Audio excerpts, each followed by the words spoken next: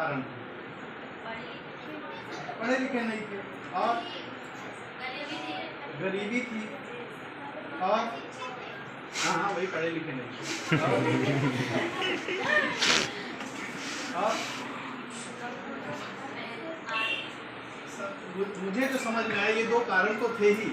एक कारण और था कि हमारे समाज में उस समय ये जो बाहरी लोग आक्रमण कर रहे थे, या तो पढ़े जो इतिहास पढ़ते हो ना, तो मुगलों का आक्रमण हुआ और भी तमाम लोग बाहरी लोग आए, तो ज़्यादातर वो हमारी महिलाओं और बेटियों के उस पर जो है उठा ले जाते थे, या वो जहाँ भी रहते थे तो उनकी नीयत जो है वो ठीक नहीं रहती थी। तो माता पिता इसलिए जल्दी शादी कर देते थे कि ये अपने ससुराल चली जाएगी, शादी हो जाएगी तो फिर कोई जल्दी इसको इसको कोई परेशान नहीं करेगा।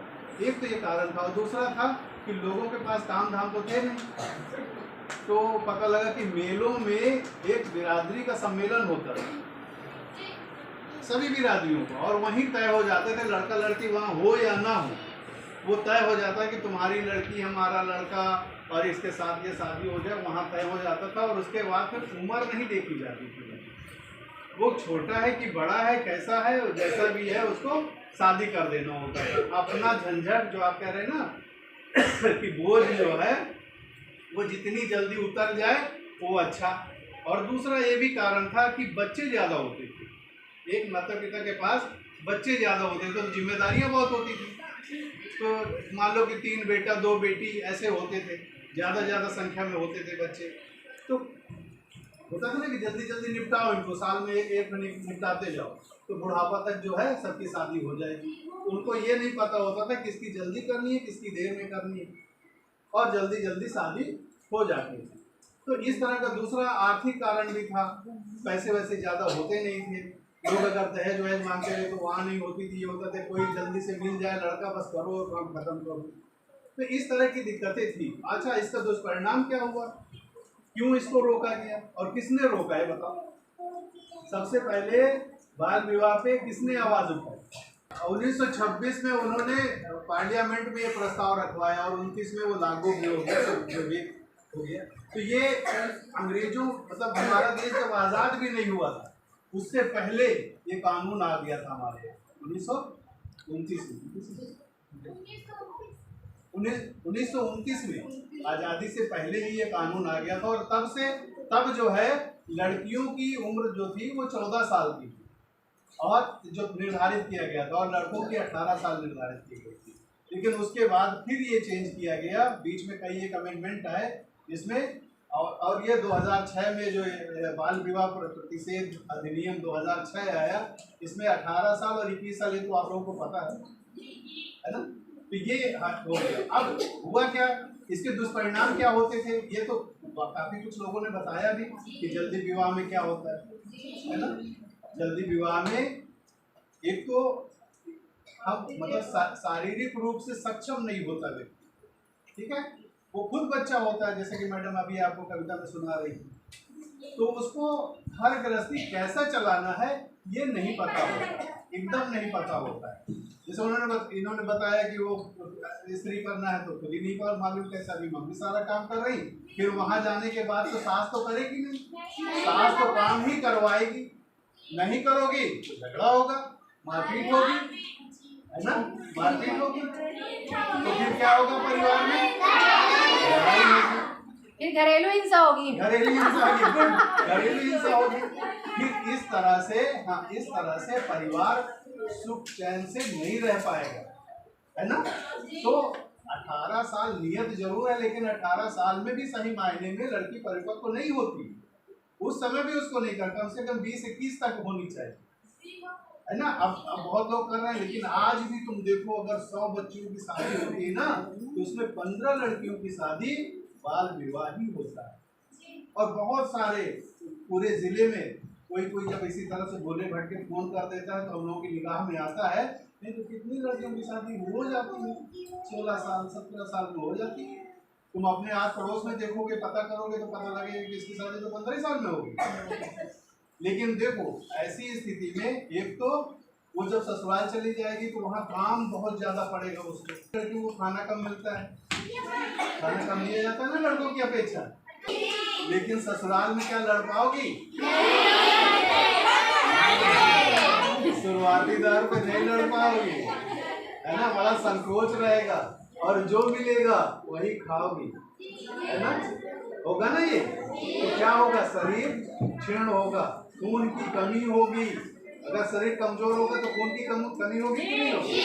और वैसी अवस्था में अगर गर्भवती हो गई तब तो आप समझो कि एक गर्भावस्था में माँ को जितना खून उसको चलाने में चाहिए उतना ही खून बच्चे के बनने में लगता है। तो फिर उसके शरीर में खून कितना बचा? वो खून की कमी वाली बीमारी हो गई, रक्त अल्पता हो जाएगा उसको।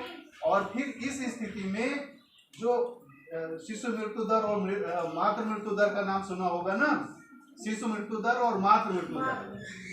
क्यों? यही वजह है, कम उम्र में शादी और माँ जो है खून की कमी से ग्रसित रहती है और उसमें गर्भधारण यदि करती है तो बच्चा भी कमजोर और माँ भी कमजोर। तो ऐसी स्थिति में बहुत बार फिर होता क्या, जब 2-3 बच्चे अगर ऐसे हुए जल्दी क्योंकि कम उम्र में शादी है तो बच्चे भी ज्यादा होंगे, समझो इस चीज को पहले। तो क्या होगा? माँ बहुत जल्दी विदा हो जाएगी, है ना। तो ऐसा तो नहीं चाहोगे, है ना। और फिर आर्थिक स्थिति से भी कमजोर, क्या होगा?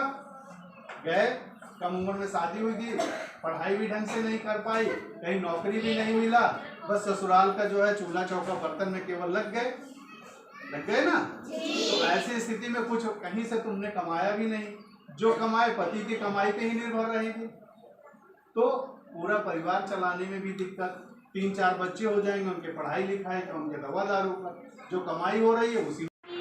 अभी जो मैडम ने अभी चर्चा किया कि बाल विवाह जो है, हम लोग खुद ऐसे मतलब जिम्मेदार इसमें है कि अगर हम मान लीजिए किसी लड़के के साथ जा रहे हैं, कहीं भाग रहे हैं, कभी कुछ हो रहा है, हम लोग कभी गलत उसमें पड़ गए और पेरेंट्स हमारे मजबूरी में आकर के बाल विवाह वो करवा देते हैं कि चलो लड़का देख लिया, अच्छा है लड़का, चलो शादी कर देते हैं।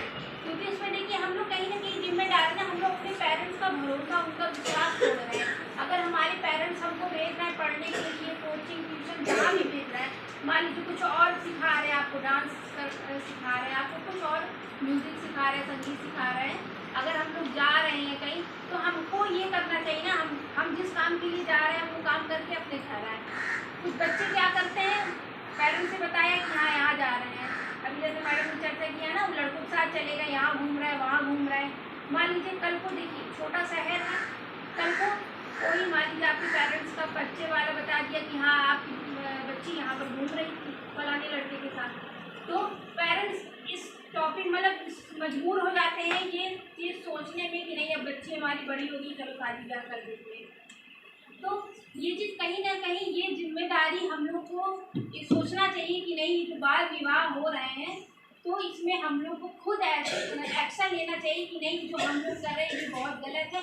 और मान लीजिए आपकी फ्रेंड अगर आपसे बता रही कि नहीं ये ऐसा है वैसा है बाल विवाह के संबंध में, तो आप लोग को खुद अपने पेरेंट्स को बताना चाहिए नहीं, क्योंकि हमारा भी ये कर्तव्य बनता है, हमारा है, आपका ये जिम्मेदारी है जो सरकार द्वारा ये जो बाल विवाह हो रहे हैं। लेकिन इतने हम लोग जाते हैं बाल विवाह रुकवाते हैं, शादी ब्याह हो रही, मान लीजिए पेरेंट्स ना खाना बनवाए और हम लोग गए, पुलिस प्रशासन गया और शादी रुकवा दिया, तो पेरेंट्स का भी इतना खर्चा होता है, वो सब बर्बाद हो जाता है और प्लस हमारी नाक कटती, हमारी इज्जत मिट्टी में मिल जाती है, क्योंकि सबको गाँव में गाँवदारी में सबको पता चल जाता है कि नहीं फलाने की बच्ची है और इनका बाल विवाह। ईश्वर की शपथ लेकर यह कहती हूँ कि मैं अपना विवाह 18 साल के बाद ही करूँगी और अपने पड़ोस और रिश्तेदारी में की लड़कियों को भी 18 साल के बाद ही विवाह करने हेतु प्रेरित करूंगी। यदि इससे पहले कोई शादी करते हुए मेरे संज्ञान में आया तो मैं उसकी सूचना सक्षम अधिकारी को दूंगी।